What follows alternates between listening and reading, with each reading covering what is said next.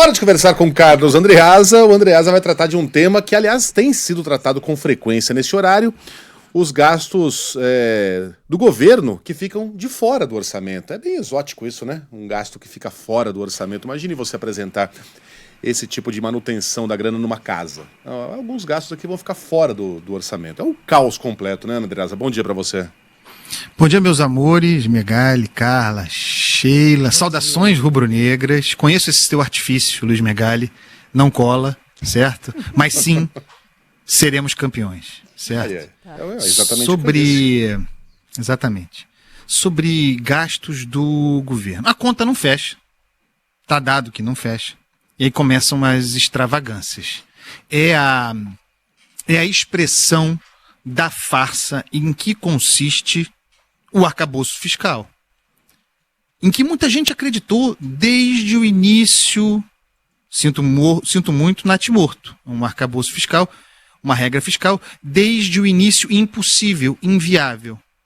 Daria nisso o aumento do gasto obrigatório, o aumento do gasto incontornável, comprimindo, tomando, asfixiando o gasto discricionário, aquele a respeito do qual o governo pode fazer escolhas. O gasto para investimento, por exemplo, não tem. Aí, em função disso, o que acontece? Começam as extravagâncias fiscais, começam as soluções puxadinho, começa o parafiscal, encontrar caminhos para, ignorando a finitude do orçamento, para ampliar os gastos de maneira extraordinária. E os artifícios são vários. Eu estou dizendo isso, embora eu fale sobre isso aqui quase toda semana nessa coluna, porque vai sair amanhã, isso está no Estadão, teve acesso antecipado a esse documento, é um documento preliminar de uma auditoria do Tribunal de Contas da União, dedicado a gastos fora do orçamento. Vai ser apresentado amanhã esse documento no dia, portanto, 23, uma audiência pública.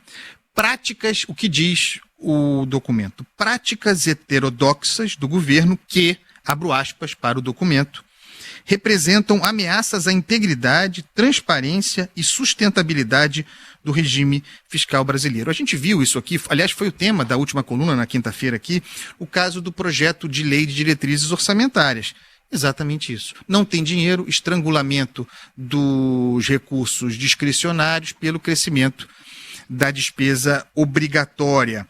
Diante do que? O que faz o governo? Não corta gastos, a despesa aumenta sem parar, é a farsa do arcabouço fiscal expressa, vamos empurrando com puxadinhos até o fim de 2026, 2027 é o caos. De repente, como se não houvesse causa e efeito, como se não fosse responsabilidade do governo Lula, se não tivesse sido o governo Lula a nos conduzir para esse lugar. Diante dessa situação, empurrando com a barriga, pedalando, contando com o Supremo Tribunal Federal para, por exemplo, não pagar a integralidade, contabilizando, né, no orçamento, a integralidade dos precatórios, por exemplo, o que se faz é recorrer a uma série de arranjos, de jeitinhos. E aí, esse documento lista alguns deles aqui, nada novo, mas é bom a gente perceber que o Tribunal de Contas da União está atento a isso. Por exemplo, o Gás para Todos, que é o novo auxílio gás, que o governo pretende fazer chegar a 22 milhões de famílias. Não existe gás de graça. Alguém vai pagar essa conta.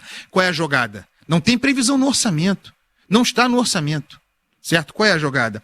Transferência direta de recursos públicos provenientes da comercialização de petróleo para a Caixa. Então, esse dinheiro, indo direto para a conta da Caixa Econômica Federal, não passa pela conta única do Tesouro Nacional, portanto, acontecendo à margem do orçamento.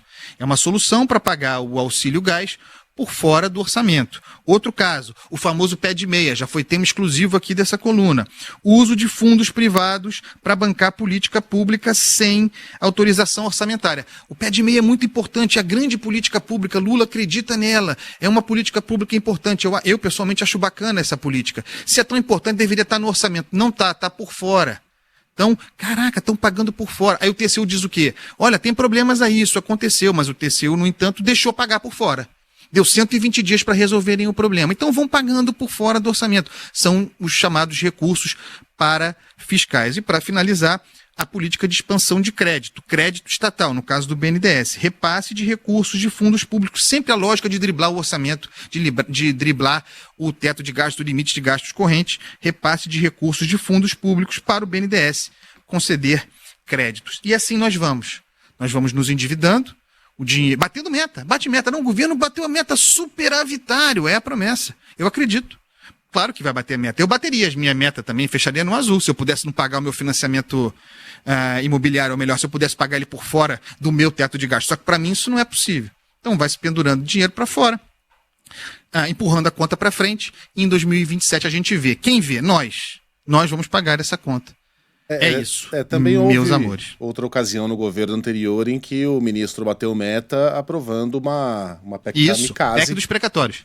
Aí fica fácil, né? As A metas no Brasil são batidas com asteriscos. É uma boa lembrança essa, Megali. A PEC dos precatórios. O posto Ipiranga, daquela ocasião, Paulo Guedes, junto com o Bolsonaro, criou a PEC dos precatórios e rolou a bomba da dívida judicial para frente. Agora o governo conta com outro.